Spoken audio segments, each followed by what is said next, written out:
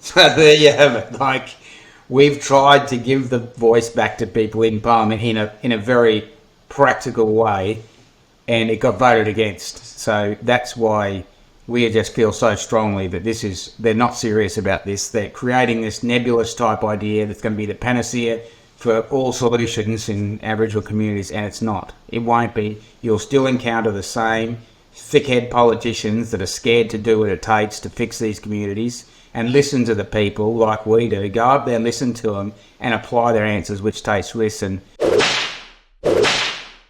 The KAP moved a motion in Parliament this week, hoping to gain support for our relocation sentencing policy. KAP, for many years, has pushed for what we call a third sentencing option for judges and magistrates, which will allow them to send convicted young offenders to a highly rehabilitative remote environment rather than the detention centres like Cleveland here in Townsville. And yet, despite polls showing that the majority of Queenslanders feel that youth crime is out of control in their suburbs, and despite news last week that the ALP government appears to be making up their crime policies as they go along, both the ALP and the LNP, the Liberal Party, voted against the KAP motion. How do you feel about that, and how do you make sense about what you saw on Wednesday?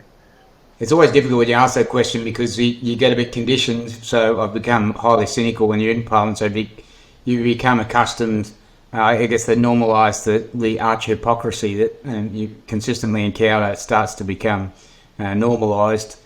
But it was, again, still does take you back that you've the government that's saying we need to do things better, and we acknowledge there's this huge spiralling youth crime crisis that they just can't bridle. And despite saying that, they're trying nothing new. I mean, the only new things they're trying is tinkering at the edges, but effectively staying with all the same rules and legislation that's there.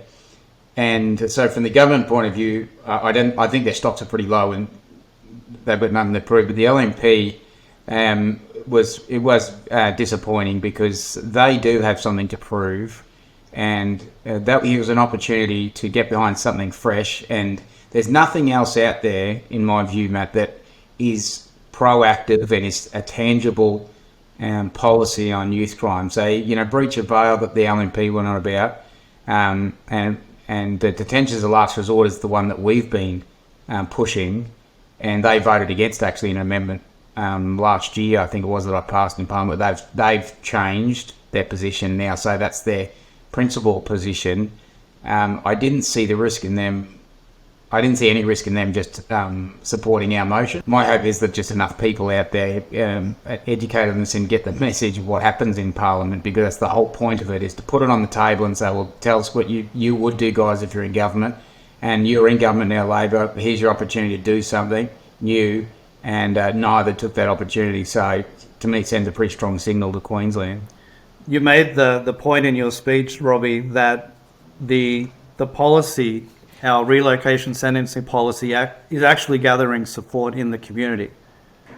Yeah, so the Mareeba Shire Council put forward a motion mimicking what we've been saying for the last 5 years, and I might add it's also an initiative supported by Keith Hamburger, who was the Director General of the Corrective Services for 9 years, which is a very long time in this state, albeit back in the 90s, but still, that's a highly credible authority to be saying this is what's needed.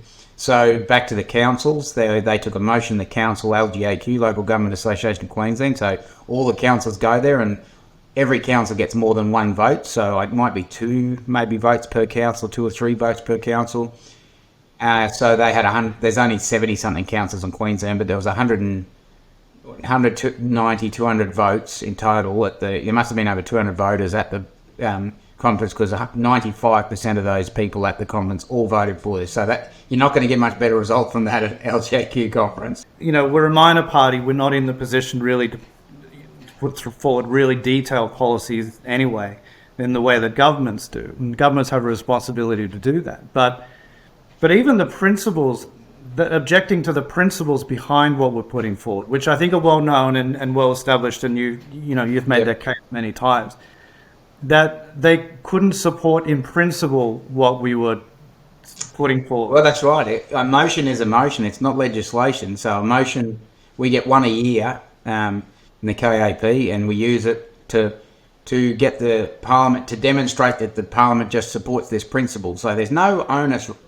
really. There's no onus on the government other than maybe perhaps a moral, ethical onus to respect the view of the Parliament. It's just a motion. Like, a common motion in Parliament is because the government doesn't put the motions up. Usually it's the opposition or crossbench, and usually the opposition says Labor really suck at dealing with youth crime, and the House acknowledges this, and you should just support our policy. And that's what most of the motions read, something like that. And so we try and put something on the table that says, look, guys, just support this. Do you support this in principle? Because that can give the people some hope, and we can work off legislation from there. And so I don't see what they had to lose out of any of this. Could be a pilot scheme, could be just an in-principle support. They couldn't even do that. And one of the principal arguments from Labor is there's not enough evidence to support this, which is a euphemism for never trying anything new. So all you people are getting your houses robbed and cars stolen, and old people getting beaten up by this youth crime crisis. The government and the LNP, they couldn't care enough to try giving something in principle support in Parliament, to try something that's got overwhelming support out there from mayors and authorities like the Keith Hamburger and the like, Glenn, and we've got Glenn Dawes, the Associate Professor there, James Cook has put a lot of academic rigour behind this sort of stuff. So there's a lot of support for it. And with the depth of that crisis, and they can't even be bothered voting for a motion in Parliament, it speaks to how big a job we've got in North Queensland to really punch into these guys down there in southeast and make sure that they know, make the public know that we are taking options to them, and that there is stuff on the table for them to follow right now that could improve our situation. The Joint Standing Committee on the Voice to Parliament was in Cairns just this last week. So what have you heard in your neck of the woods about how the Voice notion is being received? Yeah, well, divided opinion, but I'd have to say the majority of people I've spoken to, which doesn't necessarily mean a majority of people, but have called it for what it is, and a small number of those probably might even still be voting for it, but are just saying, we know, there's a lot of tokenism in this, and this sounds like a white, first Australian academics from living down south, or white academics coming up with ways to fix things from thousands of miles away. And that's the sort of feel I get from people. But, an interesting comment we had from the CEO of Doomadgee, I think might have said some positive comments about the Voice, but said, this is not a priority for us. He said, we've got 5 priorities with the council. This is not one of them. And he said, he also added, no one's says anything about this in Doomadgee, so it hasn't been talked about. Now, I would have thought the whole point we're talking about the hardship and people being left behind, and the trauma, and the terrible conditions and health outcomes that we have with our first Australians. That's all most prevalent in these remote Gulf, Cape, NT communities, which is where the Senate inquiry didn't go. I think they went to Palm Island, some couple of coastal ones, but these far remote ones are the most disadvantaged of anyone. If you were going to spend any time anywhere on the Voice, you would be spending 90% of your time in those communities, because they're the most disadvantaged. They need to be the ones, and I think that the fact that they didn't even go out there for these forums, raises a number of questions, because perhaps they're people that can sniff out BS if they see it.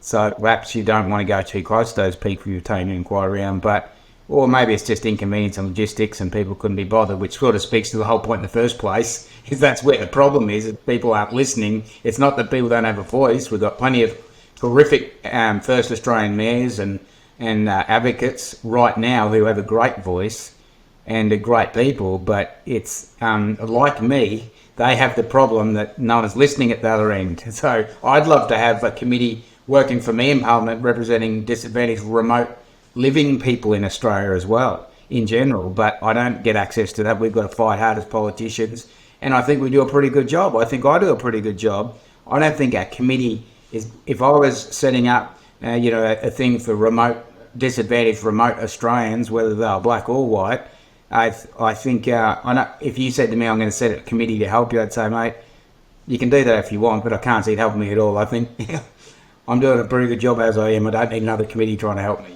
But the strongest point for me still remains the KAP just put a blue card bill into Parliament, third time in 9 years we've done it, and both sides, opposition and government, both voted it down.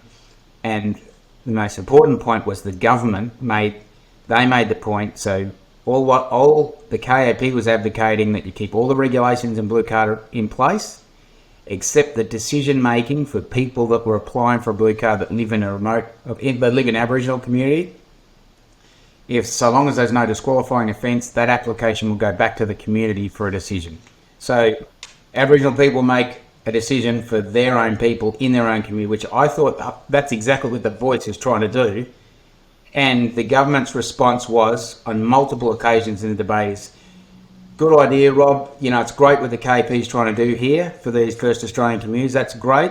But if you give the decision making back to those communities, you will compromise the safety of the children. So there you have it.